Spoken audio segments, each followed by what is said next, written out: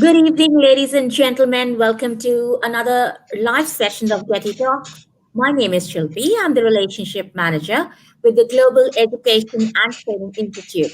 So I have traveled a little further from Ecuador and I have reached El Salvador. And I have a very lovely lady here with curly hairs, with the curly hair, typical Latin, Abigail Rivera from El Salvador. She is a psychologist with a clinical and humanitarian approach. She's quite young. She has worked in prevention and intervention of violence against children, family, and women. Abigail, welcome to our show, and thank you for joining in the disruptive education movement started by Dr. Sunita Gandhi. And here in India, it's evening, and I believe it's morning for you somewhere. So, good Yeah. morning to El Salvador, and good evening to India. And Abigail, you are going to talk about something which, has always been a topic of discussion. Introverts, extroverts, extroverts have the qualities, they are spontaneous, they are talkative, they can express their views very well. But what about introverts? I would like you to throw some light on that. And introverts can also be good leaders. So it's over to you, Abigail. Introduce a little about your background, your family, and then we can start. Thanks so much. First of all, I want to say thank you for the invitation. I'm so glad to be here and share a bit of my knowledge. As Michelle P. said, I'm Abigail Rivera from El Salvador, a very small country from Central America. And I am a psychologist. I have worked in prevention against violence against women, against children in general.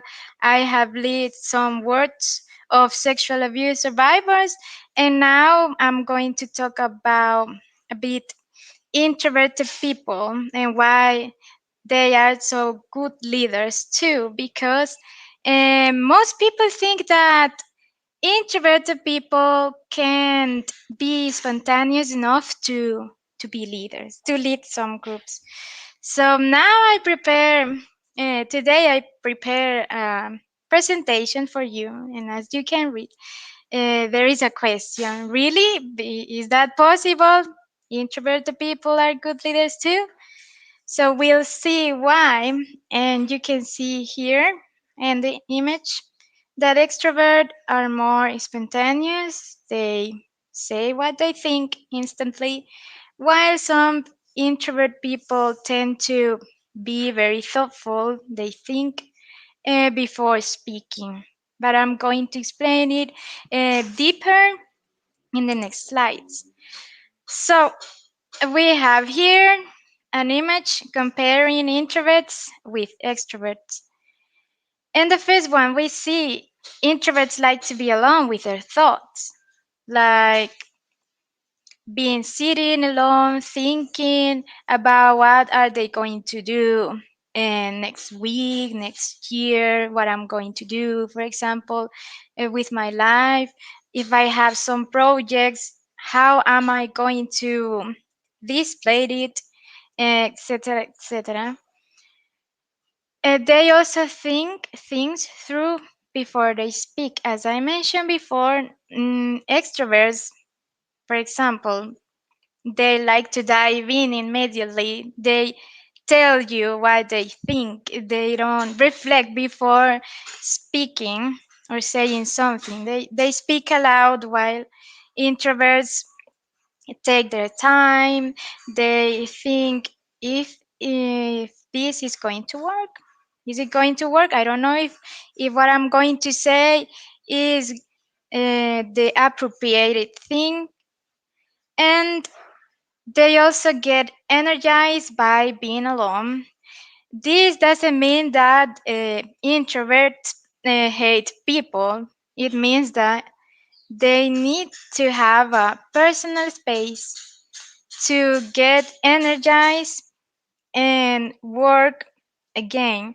It's like having a personal bubble and resting there to prepare for the next action. While extroverts get energized by being with others. They really love to go out, for example, with friends, to spend time with the colleagues at work. And introverts can, for example, love staying in the house, reading. I myself, I am an introvert, so I can guarantee this. Instead of going out with a lot of people, I tend to stay at home reading a book or analyzing a documentary or painting something. So we tend to get energy from doing things alone. Let's see what other thing we can see. Uh, Introverts like advance notice of changes, rather extroverts like surprises. So if someone surprises us, uh, we we will not like so much. We would like to have a notice. Someone maybe can tell us, oh, something is going to happen next week, so we can prepare ourselves to this change. And extroverts, and they love surprises and the change instantly. And also introverts like to get feedback in private, while extroverts like public acknowledgement. This means this part means that as an introvert, he would like to get the feedback along. I mean, they don't like, or we don't like it to be acknowledged in public because it feels like all the attention of all people is on us. And it doesn't mean that we feel fear. It just feels like it is not my personal space, and I need time to reflect on it. I need time to think about what I'm going to do, what I'm going to improve, or what did I do right, what did I do wrong. And introverts work better alone, while extroverts work better with a team. This can be a bit accurate because some introverts are really good working with a team. It's just that they don't socialize the information in the same way as the extrovert does.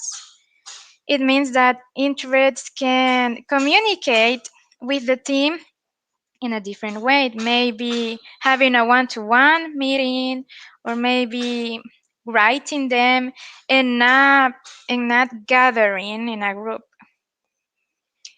And as you can see, I have here some important points. And you can see introvert is not the same as saying that someone is shy. Someone that is introvert generally is calm. Uh, Someone that is introvert speaks calmly, slow, and take the time to say what they think. While being shy means to feel fear. This means that someone that is shy will feel a bit scared of talking in public, scared of saying what they think, or scared of relating with others because they will feel judged, or they will feel that they are going to make some mistakes.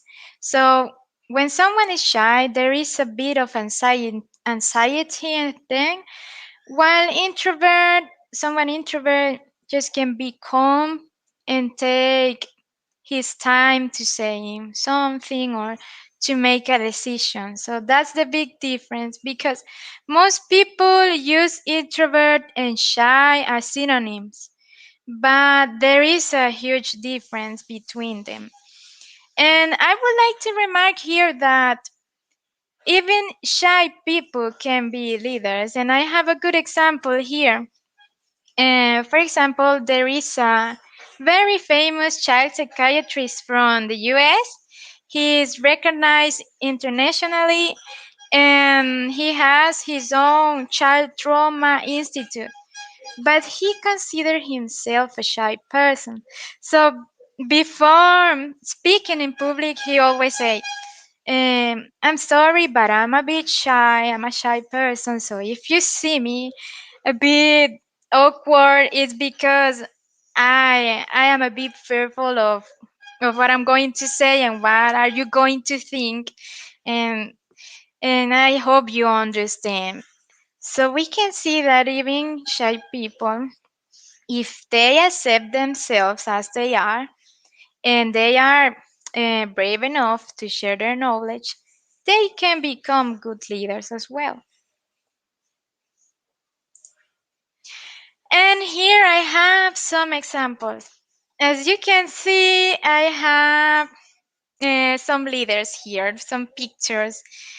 Some of them are more recognized than others, but you can see Bill Gates up here. You can see Barack Obama thinking here, and Mark Zuckerberg. And I don't think Steve Wozniak is a very well known leader, but he is the co founder of Apple. And why do I bring these examples? Because they are very well known leaders and they have very specific skills from an introvert. For example, Bill Gates really loves to reflect before doing something. Recently, I was watching a documentary about Bill Gates, and he shared with the public that he really loves to stay in his library, in his personal library, thinking how to help the world. He takes around, I don't know, a week reading books and thinking and reflecting what is he going to do to improve, for example, the quality of life in children in Africa. So we see that a leader can be also calm and being silent because he takes time to be in silent, to reflect, and then to act. Mark Zuckerberg, we know that he is the creator of Facebook and that he wasn't so social when he was a teenager. He even said, or if you watch the movie The Social Network, you will realize that he wasn't the typical spontaneous guy that had a lot of friends or a lot of contacts. And maybe this led him to create Facebook, to create this network for extrovert and introvert people. And Barack Obama, we have seen a model of leading in which you see his calmness and way of relating with others. He also seems to be very empathic or empathetic. He is calm, yeah, empathetic, sympathetic, but you know that his energy is not as like, for example, Donald Trump, who is an extrovert. And Steve Wozniak, the co-founder of Apple, we know Steve Jobs. He was a very extrovert man, and he was the opposite one. He was a introvert. He was in charge of creating the computers while Steve Jobs was the speaker. He shows and sells the whole idea of this new device. So we can see that this topic is not about a competition. I am not saying that introverts are better than extroverts or extroverts are better than introverts because this is not a black and white discussion. Even in society, we need both roles. We need people who are very spontaneous to push others, but we also need people that are calm in situations of crisis, for example. In this case, in this example of the technology, We see that Steve Wozniak, as an introverted leader, he was able to reflect what was the best for the company, while Steve Jobs was the one who pushes the employees in the company. And let's pass to the other slide. So here is the question. Can an introverted person be a leader? We saw that we have an answer and it's yes. And why? I'll explain you why here. First of all, they are great listeners and observers. Sometimes a leader needs to catch some behaviors and see what happens. They tend to listen to carefully others, and this is a great skill because people feel that they are listened to. They feel that someone has paid attention to their needs. And I have an example of this. This one is a personal one. When I was working in the public health sector, I had a boss, the director of the hospital where I was working at. He was a very introverted person and he was in charge of the hospital as well. But he really loved to listen to people and know what was going on in their lives and in the service in the hospital. So the people felt really comfortable with him. He used to go to the waiting area to ask people if they felt good enough while waiting in the hospital. He used to observe if they were distressed or if they have a really complicated health issues. And after observing and listening to, he made decision. If he saw a lot of people distressed and feeling uncomfortable with the service, he makes some arrangements in order to improve that service. And another quality of introverted people is that they have a high level of self-awareness.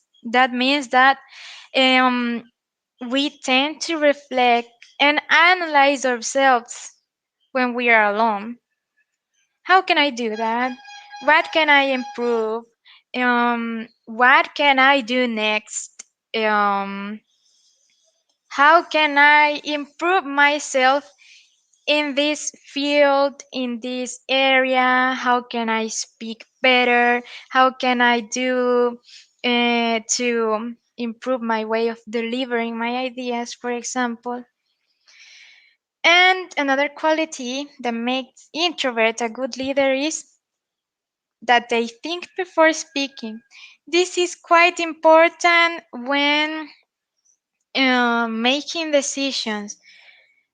Maybe in some fields, extroverted people with their spontaneous way of talking are quite useful.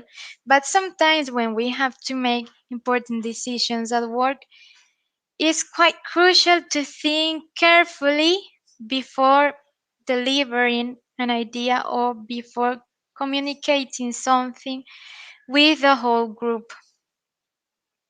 Another quality is that they tend to be strong planners. As we saw in the previous slide, introverted leaders don't like surprises, so they tend to plan everything before doing something. For example, in my case, before giving this presentation, I prepared these slides. So I planned carefully what I was going to say. And another quality is that they are open to opinions different to their own. That means that they are open to understand what other things, what are their opinions. And I brought a cloud of another skills of introverted people. And we see in the center they are thoughtful, they are listeners, they are deep thinkers, readers, cautious. This is a really good one. Creative, a calming presence. I really like this one because personally, to have a calming presence have helped me to lead groups that are vulnerable. This means sometimes I think, what could I have done different, like at work, working with vulnerable people. Some people tell me, you are very calm and you make me feel better, or you listen to me and that makes me feel better. Sometimes a calming presence is required in groups that are vulnerable or that have experienced something so critical as experience violence. So we see that this is not a topic of are introverts better than extroverts or are extroverts the ideal profile to be a leader. This means that introverts and extroverts can be good leaders, taking into account the different context. So let's imagine extroverts in a context where people are very vulnerable.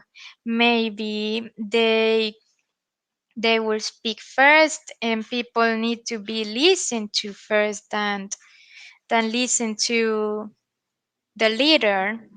So this will be my contribution for you, and I hope you really like it.